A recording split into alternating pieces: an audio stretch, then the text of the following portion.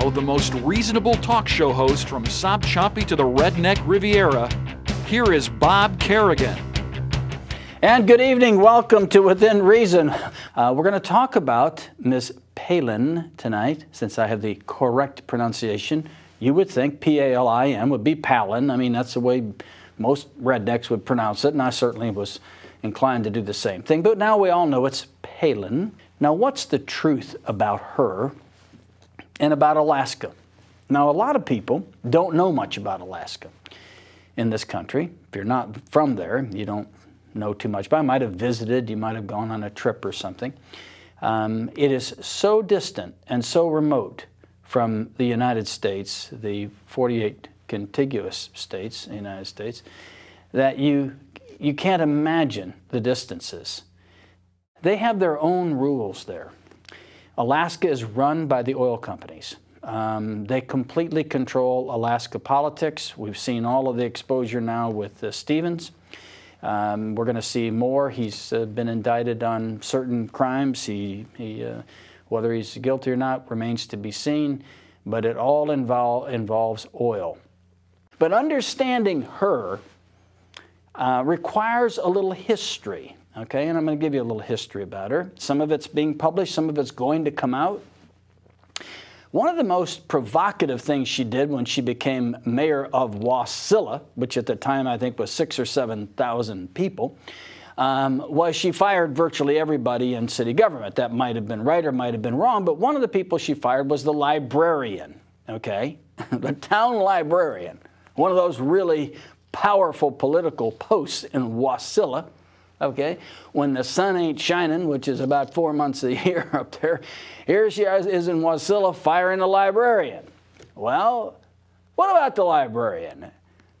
It seems that this sanctimonious Ms. Palin had decided that certain books should not be read by children in Wasilla, that they should not be exposed to the vices of the continental United States and the terrible language and suggestions that are in literature. In fact, the classics were bad, and there were so many books, so many books, that she wanted to ban these books. And that's one of the first things she wanted to do, because she had a divine revelation of what should be exposed to children. And so she fired the librarian. Now, she ended up not banning the books, because even in Wasilla, people said, this is the wackiest thing anybody's ever done up here, okay? Even though we're in the middle of nowhere, and nobody cares about where we are. So then she said, I'll tell you what I'm going to do. I'm going to form new political alliances. New political alliances. And I'm going to scoop up all the federal money I can get my deer-skinning hands on. And so she went after the money, and I mean, she went after it, and she got it. She got tons of it. She made deals with Stevens' buddies who ran lobbying groups, and she made some cool deals. And she got a ton of money for Wasilla. Something like over $1,000 per person in Wasilla of federal money, because she loves earmarks. She loved them, and as governor of Alaska, she asked for $200 million more. She just loved federal earmarks. Her comments about opposing the bridge to nowhere are not even close to right. You'd like to say they're slightly wrong. No, it's exactly the opposite of what she did. She did everything in her power, and we have quotes that she's given to the media in the past about trying to get this money to build this bridge in Ketchikan, Alaska, to the capital, to an island, and she was all in favor of it. They just couldn't take enough money out of the federal treasury to do it. Now, here's something most people don't know in the United States. She's on the dole. She gets public assistance. Not only she gets it, but her husband, who took a leave of absence from BP, because she is now trying to help BP build a pipeline for natural gas in Alaska. She's on the dole. He's on the dole. All the kids are on the dole. They all get government checks. Everybody gets a government check. Sadly, the Alaskan oil money has been doled out to people. All you have to do is live there a year, and you get a check. I think the current amount is about $3,000 per person. I think she and her family get about $24,000 a year just because they live in Alaska. They're all on public assistance. They're all on welfare. How many people live in Alaska, you say? I mean, surely it's got to be a lot of people. It's a state. It's a big state. 600,000 people. More people live in many cities in the United States than in the whole state of Alaska. And they're all on the public dole. And she's been the ringleader in getting all the public money she can get her hands on for every half-baked project they can think of in Alaska. Now, this is their grand selection.